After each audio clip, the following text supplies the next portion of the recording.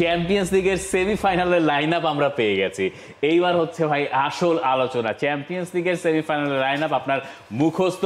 Arsenal versus PSG, Barcelona versus inter Milan. এখনো আমি জানি যে বেশ কিছু সময় বাকি আছে, এপ্রিলের শেষ সপ্তাহে গিয়ে আমরা এই ম্যাচগুলো দেখব, কিন্তু এগুলোর প্রেডিকশন জানতে চেয়ে আপনাদের বিপদে ফেলার সুযোগ আমার কাছে আছে, আমি সেটা ফেলতে চাই।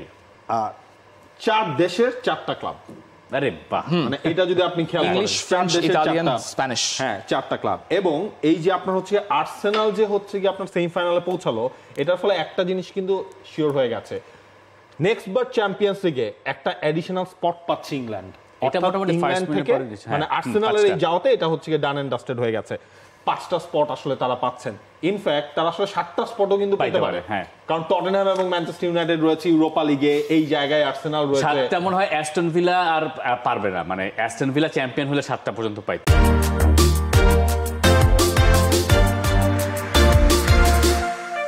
তো মানে ধরে না আর্সেনাল চ্যাম্পিয়ন হয়ে গেল, কিন্তু আর্সেনাল টপ 5 থাকলো না, সেটা তো প্রায় অসম্ভব। আচ্ছা আসেন আমরা একটা করে ম্যাচ যদি আসি। Arsenal versus PSG.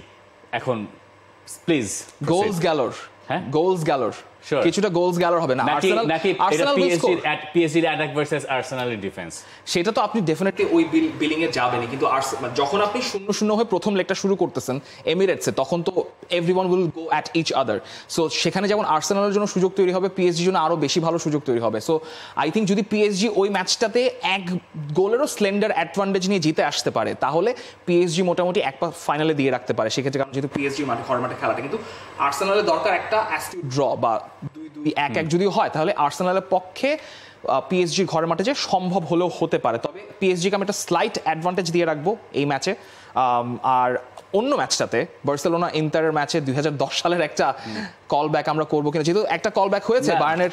So Barcelona inter ম্যাচের কথা আপনি বলতে পারেন সেই 2010-এর কথা, যে সময় জোসে মরিনিও, পেপ গার্দিওলা, সেই আমলের কথা।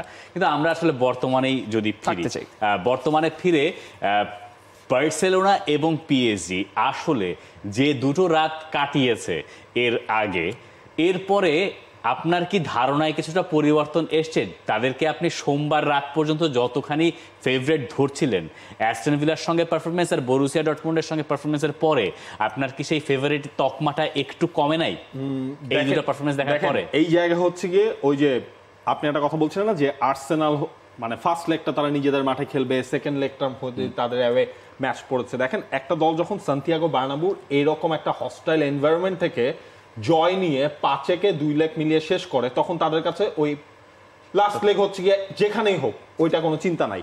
এবং আর্সেনালের জন্য ওই অ্যাটাক ভার্সেস ডিফেন্স লড়াইটা যেমন হবে, হ্যাঁ পিএসজি এবং বার্সেলোনার সেকেন্ড লেগটা বাজে গেছে, কিন্তু আপনি ওভারঅল এবারে চ্যাম্পিয়ন্স লিগে দেখবেন এই দুটার ওই ব্যাড ডে খুব কমই এসেছে। তবে এই দুইটা ম্যাচের বিশেষ করে ব্যাড ডে খুব কমই আসছে।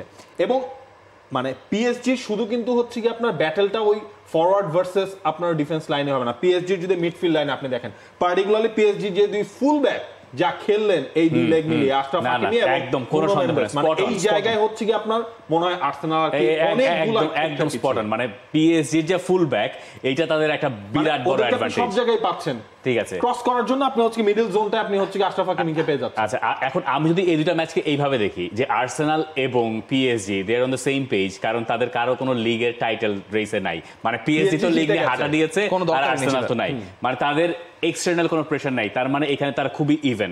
আমি যদি পরের ম্যাচটা দেখি ইন্টার মিলান ভার্সেস বার্সেলোনা, দুইটা দলকেই পেছন থেকে একটা দল নাপোলি প্যারা দিচ্ছে আর একটা প্যারা দিচ্ছে হচ্ছে রিয়াল মাদ্রিদ, এবং 3 পয়েন্ট আর 4 পয়েন্টের গ্যাপ।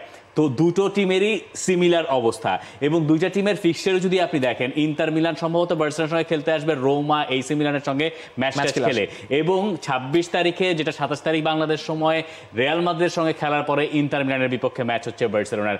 এই সব মাত্রা ম্যাচে হয়তো একটা পার্থক্য গড়ে দিতে পারে, কিন্তু কোনোটাতেই কেউ আসলে অ্যাডভান্টেজ পাবে না, দুটো টিমের জন্যই সমান, এবং এই কারণে এই লড়াইগুলা আমার কাছে মনে হয় যে দুর্দান্ত হবে। কিন্তু প্রেডিকশনটা জানতে চাই, কাকে কাকে উঠাবেন? কাকে উঠাচ্ছি? হ্যাঁ, আমি এই আপনি চেঞ্জ করতে পারবেন।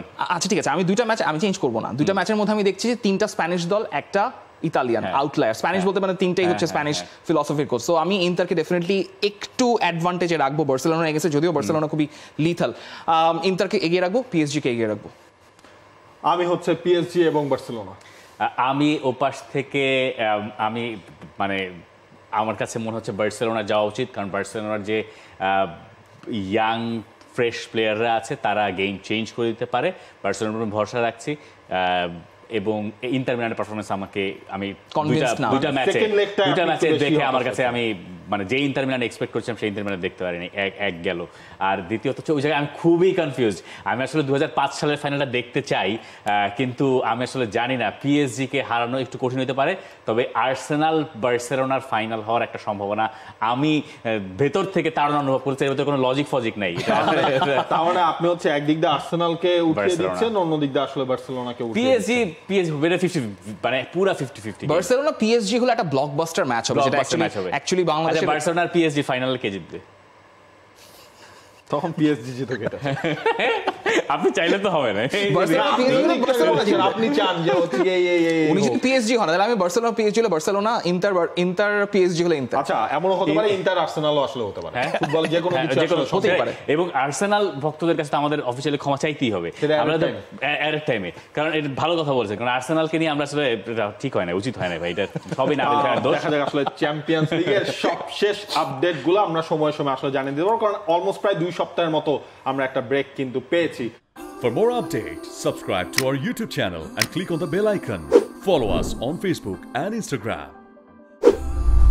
Download T-Sports app to enjoy exciting games and highlights. Visit tsports.com.